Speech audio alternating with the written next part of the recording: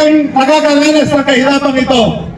Sa pagtaas ng bilihin, kami, ang mga mamamayan sa baba, mangingisda, magsasaka, magta-tricycle, at lahat ng mga kabahado, sila po ang nakakaranas nitong problemang ito. Kaya ito pong araw na ito, araw na kagitingan, kami mga Batanggenyo, ang una magboboses sa ating pamahalang gobyerno ng Malacanang, kagalang-galang Presidente. Pakinggan niyo po ang aming hinaing kasama ang buong mamamayan ng Pilipinas. Sana po kami ay inyong tulungan. Sana sa pamamagitan ng aming congressman, sana pakinggan ninyo sila sa ating mga departamento na kailangan po na pakinggan at kami at maramdaman nila na ang kanilang tungkulin ay para paglingkuran ang kanilang mga kababayan. Kaya po, mga kababayan sa unang distrito ng Batangas, kami, ang Mayor Tony Barcelon, at kami mga nanunungkulan na hindi na ngayon, pero kami ay ordinaryong mamamayan na kasama ninyo na makipaglaban dito po sa isinusulong natin na solusyonan ang problema hindi lamang sa pagbaba ng gasolina, kung hindi isulong ang pagbaba ng VAT. Yan po ang isinusulong ng ating congressman. Kaya po, magandang umaga, maraming salamat po, at mabuhay po ang ating congressman. Yan po, Legal Business. Maraming salamat po. Maraming salamat po. Isa munang papagising. Gising pa ba ang mga taga-Nasug po? Kaya naman, preso ng langit! Ibaba! Oh, gising na gising pa sila. Naghihintay sa lunch na. Mamaya-maya na paparating na po ang ating lunch. Okay. Isa naman pong mensahe ng kanilang layunin ng pagpunta rito, ang ating kasamang leader mula sa barangay Gis ng Nasugbu.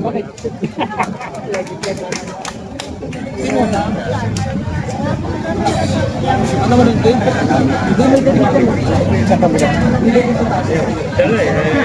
Bukatin lang po. Bukatin lang siya.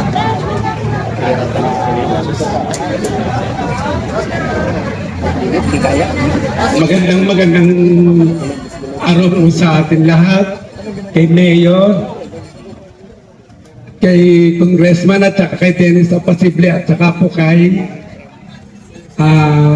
Rotary. Kami po o tayo bilang isang mamayan na nakakaranas ng hirap. Alam naman po natin, ang unang-unang nagiging problema, pagtaas ng langit, taas lahat ng paninda. Ang gasol dati 800, ngayon 1.5 na ho. Ang uling na 500 ngayon ay maabot na ho ng mahigit 1,000. Ano pa ho ang mangyayari sa atin? Tayong may hirap, lalo naghihirap. Kaya po tayo nandito, dahil pinaglalaban po natin, o nawagan po natin ang pagbaba po ng gasolina. Alam po natin, pagbaba ng gasolina, lahat po ay bababa. Lalo-lalo na rin po ang pinaglalaban ni Congressman ng pagbaba ng VAT. Isa sa malaki pong magiging ginhawa sa ating mamamayan. Hindi lamang po sa unang distrito, kundi po sa buong Pilipinas. Kaya ako bilang isang mamayan ay nakikiisa sa lahat na pinaglalaban natin bilang mga taga-Nasugbu. At nakikiisa rin po tayo sa pinaglalaban ni Congressman. Maraming salamat po.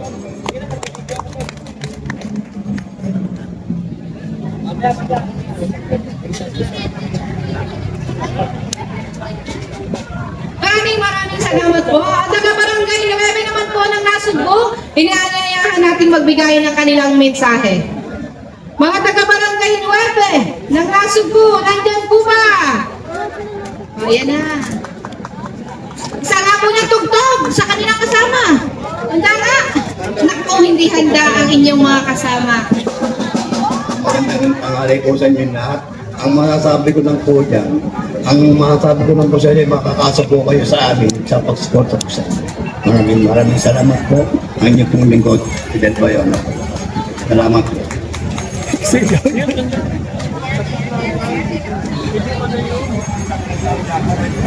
Okay lang po yun, at least nagpakita tayo ng ating suporta at nagbigay ng inyong mensahe. Mga taga-barangay 4, nandyan po ba? Pinanyayahan po ang inyong leader na magbigay ng inyong mensahe. Taga-barangay 4 ng Nasugbu, andyan po ba? Kanina lang, ang lakas ng inyong tiyan. Mga taga-barangay 4, taga-barangay 7, yun!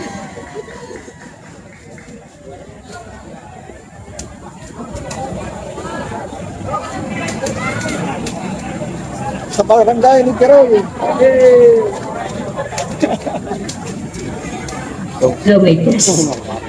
Magandang araw po sa ating lahat. Sa aming mahal na congressman, sa aming konsihal, sa aming Dens Apasible, at sa aming mayor. Nakakapagod naman. Mayor, magandang araw po sa ating lahat. Alam ko po na hindi ako sanay magsalita, congressman. Pero yung hinanaing namin, mahirap kami. Sobrang hirap. Pero nararanasan namin pagtaas ng bilihin, pagtaas ng gasolina. Pero binigay ni Lord sa amin, si Congressman, may lumalaban! May lumalaban na para sa atin. Kaya maraming salamat po. Maraming salamat po, Ma'am Ayen, Mayor Tony Barcelon, at sa aming mga ex-attorney Manalo. Ayun lang po ang hinaing namin. Kami po ay nasa laylayan. Mahirap po kami. Pero lumalaban po kami, sumusuporta sa inyo. Nandito po kami, voluntaryo na sumasama sa inyo. Maraming salamat po.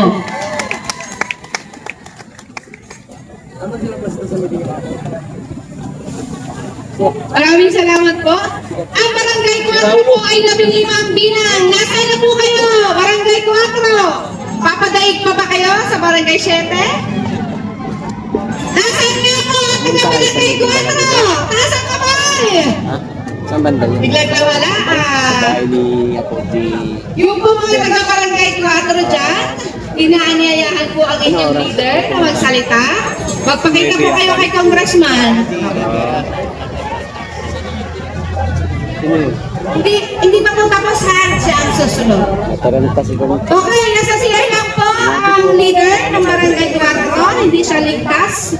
Kaya, lalaktawan po naman natin ang bayan. Pupunta naman po tayo sa bayan ng Balayan. Taga-barangay Paligpikan! Gising pa ba? Kung gising pa, inaanyayahan po ang inyong leader na pumunta rito sa unahan upang magbigay ng kanyang mensahe. Pero may tinyar na. Oo, may. Ilang taon. Yung lang po, 3 years. Kumanda na rin po ang taga-barangay 9 ng Balayan. Susunod pong magsasalita pagkatapos ang taga-Paligpikan. Pati yan. Pati ka lang. Isang magandang araw po sa ating lahat, lalo na po kay Congressman po. Magandang hapon po. Isa po kami sa samahan po ng Anak Balayan na lumalaban. Ilang po kami ay isang mangingisda. Ramdam po namin ang presyo ng pagtaas ng aming diesel po. Diesel po natin.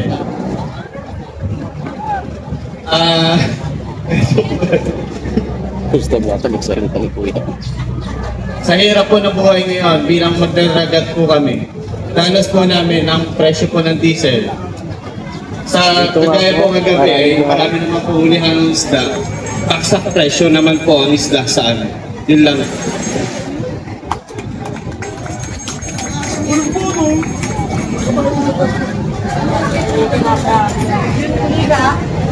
Maraming salamat po. At ngayon naman po ay ating hihingan ang kanyang mensahe ang ating kagalang-galang na attorney, si Attorney Jerry Manalo. Dami pala tayo na. Dami pa sa likod. Aming punch doon. Ako'y paulit-ulit nang nagsasalita tungkol dito sa bat na to. Ito ba natin na ginawang national issue ito? Kung sumusubaybay kayo sa Congress, pag tinatanong ni Congressman Leandro, yung kanyang mga kasamang congressman, kung sino ba ang ayaw mabawasan ang bat, walang sumasagot. Pero yung kanyang panukalang batas para mabawasan, hindi naman gumagalaw. Ang problema doon, paramihan ang boto. Nag-iisa siya. Although may mga sumusuporta at may mga darating ang congressman siguro dito maya-maya na nagbibigay ng suporta sa kanila, pero talo pa rin ho sa bilang Kaya nga, tayo ang magpupuno ng mga butante ng ating congressman. Ang ibig sabihin, kailangan magkaroon tayo ng mga malalayang pagkilos gaya nito, sapagkat kung hindi ho tayo kikilos, sino? At kung hindi ngayon, kailan pa? Lahat ng sektor tumatay, ang mga mangingisda, tinamaan ng mercader ruling, ayaw nang lumabas dahil sa mahal ng gasolina. Ang mga magsasaka, paano mapapagana ang kanilang mga makinarya sa pagsasaka? Ang pagkakataas ng imposasyon ng VAT sa gasolina ginagamit sa pagpapandar ng makina. Lahat ho ng sektor. Ako, abogado.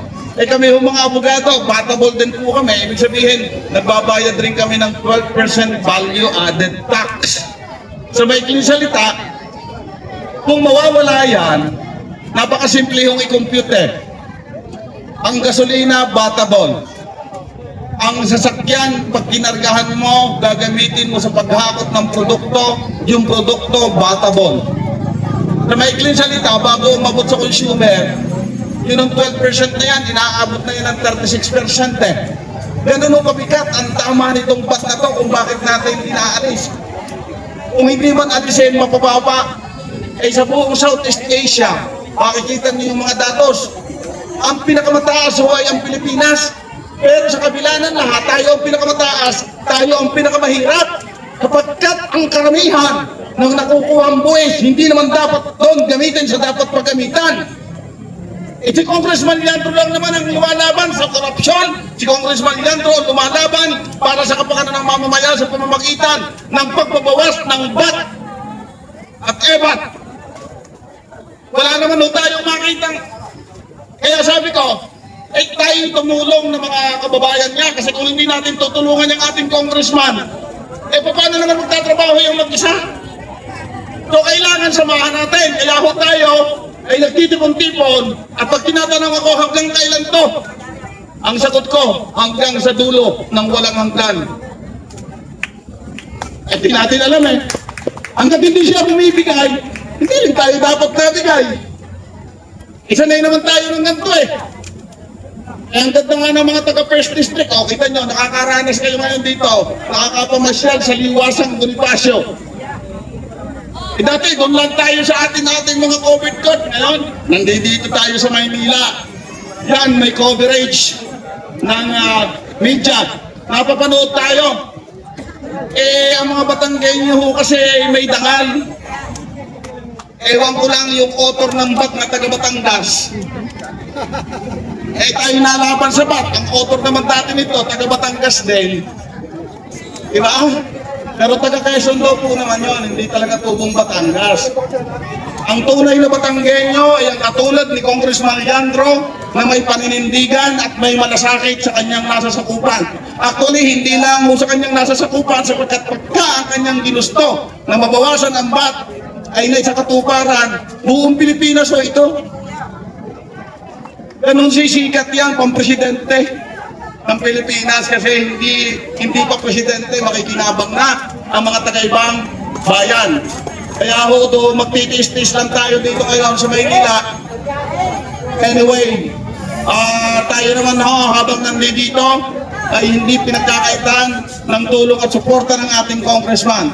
Kaya doon sa mga leader, ito na yung pagkakataon nyo para kayo na may magpakita ng gilas na ipamalas ninyo na nandito kayo at nahalan ng tao upang paglingkuran ang tao sa pamamagitan ng pagsuporta sa makabuluhang legislasyon gaya ng pagbabawas ng value added tax. Maraming salamat po. Yes.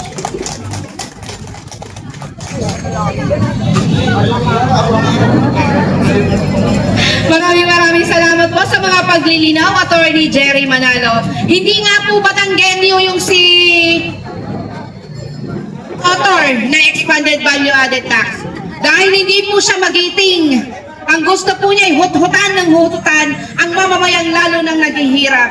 Kaya naman po ang suporta ng mamamayan ng unang distrito ng Batangas ay buong-buo para kay Congressman Leandro Ligarda Libiste. Dahil ang kanya pong hangarin ay hindi lang para sa mamamayan ng unang distrito, kundi sa mamamayan ng buong Pilipinas. Kaya naman, handang-handa po ba ang mamamayan ng unang distrito?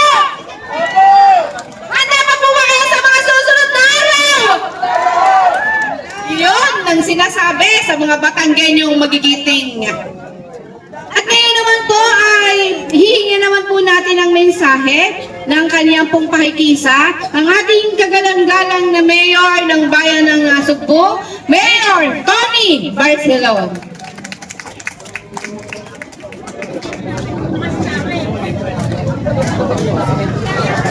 Maraming salamat.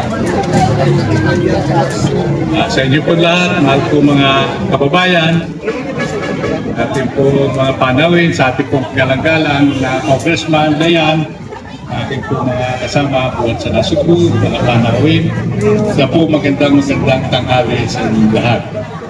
Ang araw po ito ay araw ng kagitingan. Sana po ay isa diwa natin na iaalay natin ang araw na ito sa mga taong nagbuwis ng buhay at naging alalay ng bansa ng Pilipinas upang tayo ay maging malaya ang mga magigiting nating mga nasa kabilang buhay. Ito pong pagkakataon to ay napakalaking bagay sa pasimula ng taong ito.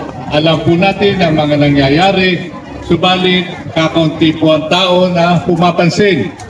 At pasalamat po tayo sa ating kagalang-galang na congressman at sinimulan niya ang mga adhikain ito. Tamang-tama, tayo ay nasa unang distrito. Tayo rin po ang kauna-unahan sa Pilipinas na magagawa ng kilos na ito upang magkaroon ng pabago ang ating mga sistema sa gobyerno. Ang salitang pagbabago ay bata po ako ay naririnig ko na. Subalit ang nangyayari ay hindi nagbabago. Sapagkat natural po sa ating mga Pilipino ang pagiging mabait. Sana po sa pagkakataong ito, naramdaman natin ang kapalit ng pagiging mabait. Tayo po ay gumawa ng mga alituntunin na makakatanggap pa yung ating mga kababayan upang umunlad at maging masagana ang ating buhay. Narinig niyo po sa ating mga kasama kanina ang layunin ng pagtitipong ito. Sana po tayo ay magpalawak sa ating mga kasamahan kung bakit tayo ay nandito sa kilusan ito upang tunay nating makamtan ang isang tunay na pagbabago at pagkakaisa ng mga Pilipino. Dalangin din po natin ng ating mga namumuno ay magsimula ng kanilang tunay na tungkulin, tunay na pinanumpaang tungkulin sa ating bayan at mamamayan upang makatam natin ang isang tunay na pagbabago at kaunlaran sa ating buhay. Kaya sa inyo po lahat, sa ating po mga panahon, magandang tanghali, inyo pong isadiwa ang araw na ito, ating pong dalahin sa ating mga kaibigan, bahay at kasamahan ang diwa ng pagkakaisa, pagbabago upang tuloy-tuloy na magbago ang ating bayan para sa tunay na kaunlaran. Marami pong salamat. Maraming salamat po sa ating butihing mayor ng Nasugbu. Talaga nga pong wala nang mahihiling ang ating bayan ng Nasugbu. Meron na silang mayor. Meron pa silang congressman na handang sumuporta sa laban ng mamamayan. Kaya palagpakan po natin ang ating mga sarili.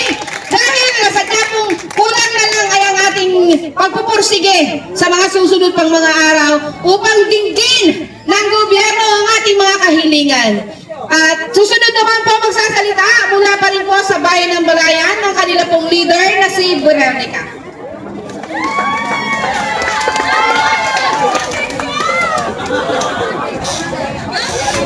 Una sa lahat, magandang araw po sa inyong lahat. At lalong-lalo na sa mahal na mahal ng Barangay Nueve, si Congressman Leandro Legarda Libiste. Nandito po ang Barangay Nueve na nagkaisa upang isulong ang pagbaba ng langis.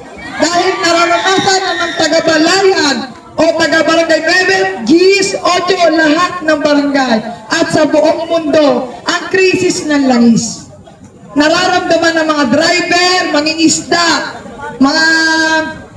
sa mga palayan, nararanasan nila, lalo ng mga estudyante at ang mga bata natin, ramdam na ramdam nila ang kahirapan ngayon dahil sa langis na iyan.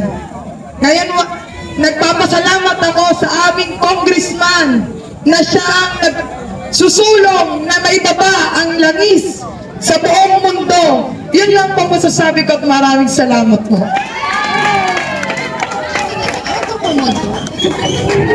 Maraming salamat po sa inyo. At ngayon pong araw nga ay narito na rin po ang ating mga kasama mula sa National, ang Amihan Federation of Peasant Women. Naririto po ngayon ang National Deputy Secretary ng Piston. Naririto rin po. At hihingan po natin sila ng mensahe. Mula po sa Amihan, Takati. Magandang umaga, Congressman Libiste. Kahapon ka-meeting ko ang inyong nanay sa Senado at binanggit niya doon na ang Senado ay nagdesisyon ng ipasura ang excise tax. Pero ang rehimeng Marcos ay pinag-iisipan pa. No? Mahigit isang buwan na itong nangyaring gera sa Middle East. Pero ngayon ay nag-uusap pa rin hanggang ngayon yung mga committee ng iba't ibang ahensya ng gobyerno upang pag-usapan daw yung krisis natin sa enerhiya. Nakikisa ang Organisasyon ng Kababaihang Magbubukid sa buong Pilipinas sa inyong panawagan na dapat ibasura na ang VAT, ang value added tax at ganun din ang excise tax ng langis. At higit sa lahat, nananawagan tayo, alam ko kasama si Congressman Libiste, yung pagbabasura ng oil deregulation law na siyang pinagbumulan itong tuloy-tuloy na pagtaas ng presyo ng langis. Wala pa man yung gera sa Middle East nung nagdaang buwan ay halos linggo-linggo tumataas ang presyo ng langis. At tayong mga kababaihan, ang takot at todo-todong nahihirapan dito sa walang patlang o yung price shock ng presyo ng langis dahil tayo yung nagbabudget. Ano po? Kaya hindi kataka-taka, ang daming mga nanay dito na nagbahagi dun sa nananawagan na dapat lang ibasura yung excise tax ng langis. At hindi lang nanay sa Batangas ang nananawagan dito, kundi yung nanay sa buong Pilipinas na apektado dito sa napakataas na presyo ng langis. At nagpupugay ako sa inyong kongresista, Congressman Libiste, dahil siya pa lang yung congressman na nagpahayag, na todo-todong pagpapahayag para sa pagbabasura ng excise tax at ng value added tax. Tama po yan. Dapat marami pang kongresista ang katulad ni Congressman Libiste na magpapahayag ng pagbabasura nitong excise tax at value added tax dahil kitang-kita natin nung nakaraang taon saan ba nakapupunta yung buwis na kinokolekta ng gobyerno sa ating bansa. Napunta lang po sa korupsyon, bilyon-bilyon ang napunta sa buwis ng mamamayan sa korupsyon. Pero hanggang ngayon, wala pang napapanagot, wala pang nakukulong, wala pang napaparusahan doon sa pinuno ng korupsyon sa ating bansa. Tama ho ba? Tama. Kaya ganun na lang ang aming pagsuporta sa inyong laban ng pagbabasura sa mga ito. Tayong mga magsasaka, mga kababaihan, mga kabataan, mga mangingisda, ang pangunahing apektado dito sa napakataas na presyo ng langis. At ang mga magsasaka, katulad ninyo, yung mga magsasaka sa buong Pilipinas, ay nakatingin na sa malayo kung sila pa nga ba ay magtatanim sa darating na Mayo hanggang Hunyo dahil wala pang nagagawa yung gobyerno doon sa panawagan natin na support production subsidy sa ating mga magsasaka, hindi sapat yung 5,000 oil subsidy na ibinibigay niya sa ating mga magsasaka. At alam niyo ba kung ilan lang ang makakatanggap dun sa 5,000 oil subsidy na sinasabi ng Department of Agriculture? Mahigit 14,000 lang daw ang pwedeng makatanggap. Samantala, meron umaabot ng 11 million mga magsasaka at mangingisda, manggagawang bukid ang nangangailangan ng suporta. Napakaliit na nga yung binibigay nila, napakabagal pa, ano? Sapat ba yung 5,000 na oil subsidy? Hindi! Kailanman hindi. Sapat ba yung ayuda na 3,200 pesos na ibibigay daw sa ating mga magsasaka? Hindi! Lalong hindi. Ang kailangan, ang panawagan ng amihan, ang panawagan ng Bantay Bigas at ng Kilusang Magbubukid ng Pilipinas ay dapat production subsidy sa halagang 50,000 pesos. Kasama ang mga manggagawang bukid, ang mga maliliit na magtatanim na magtutubo dito sa 50,000 support production subsidy dahil sa laki na ng aabutin ng kailangan natin para makapagtanim sa ating mga palayan, makapagtanim sa ating mga tubuhan. At alam ko na sinusuportahan ito ni Congressman Leviste dahil ang puso ni Congressman Leviste ay nasa puso ng mga maliliit na mamamayang Pilipino.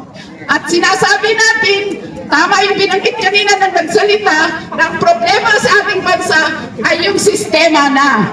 Hindi na kayang palitan ng reforma yung ating sistema. Kailangan na talagang palitan yung buong sistema ng ating bansa na ang mga namumuno ay mga political dynasties, ang mga namumuno ay ginawa niyang negosyo yung kanilang posisyon sa gobyerno. Ano po? At tayo ang palaging biktima. Tayo yung palaging biktima at nananawagan tayo na dapat managot ang lahat ng sangkot doon sa napakalaking korupsyon na nangyari sa ating bansa at mawawala lang ito kapag nawala na ang political dynasties sa politika ng bansa. Kaya muli, kaisaan nyo kami sa inyong panawagan, kaisaan nyo kami sa inyong laban na hanggat walang tunay na reforma sa lupa para sa mga magsasaka, hanggat walang tunay na industrialisasyon sa ating bansa, ay tuloy-tuloy yung ating kahirapan, kagutuman na nararanasan ng malawak na bilang ng mamamayang Pilipino. Siyempre, kasabay din yan, ay nananawagan tayo ng mga pagbabasura, ng mga di pantay na kasunduan na pinasok ng ating gobyerno. Halimbawa na lang dito, yung rice liberalization law na mula nung naisa batas ito ay tuloy-tuloy na, na napakataas ang presyo ng bigas, tuloy-tuloy na rin na number 1 rice net importer ang Pilipinas at higit sa lahat ay tuloy-tuloy yung pagkalugi ng ating mga magsasaka dahil dun sa napakababang presyo ng kanilang palay habang tuloy-tuloy yung pagtaas ng mga gamit nila sa produksyon. Kaya lahat po yan ay dapat ibasura. Ganun din, kailangan ibasura yung Mining Act of 1995 na yung pagsira sa ating mga likas yaman ay tayo palagi ang biktima. Tayo yung nalulunod. Tayo yung nawawalan ng mga tirahan kapag malaking pagbaha. Kaya pag nagsama-sama ang maliliit, sama-sama ang maraming mamamayang Pilipino na hirap sa kalagayan ng mga ganito, ay tiyak kaya natin baguhin ang sistema. Ano po, tama ho ba? Tama. Kaya ang ating isigaw, excise tax sa langis, ibasura. Value-added tax, ibasura. Oil deregulation law, ibasura. Rice liberalization law, ibasura. Tunay na reforma sa lupa, ipaglaban. Maraming salamat po.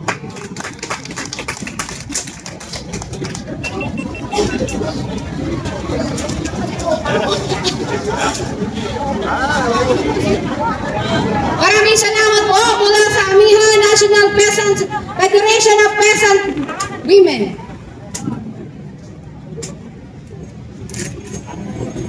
Ang ating mga kasama po sa pambansang antas dito sa Kamaynilaan ay sumusuporta po at kita nyo naman po kasama natin sila laban sa mga pahirap na ipinapataw ng gobyernong Marcos.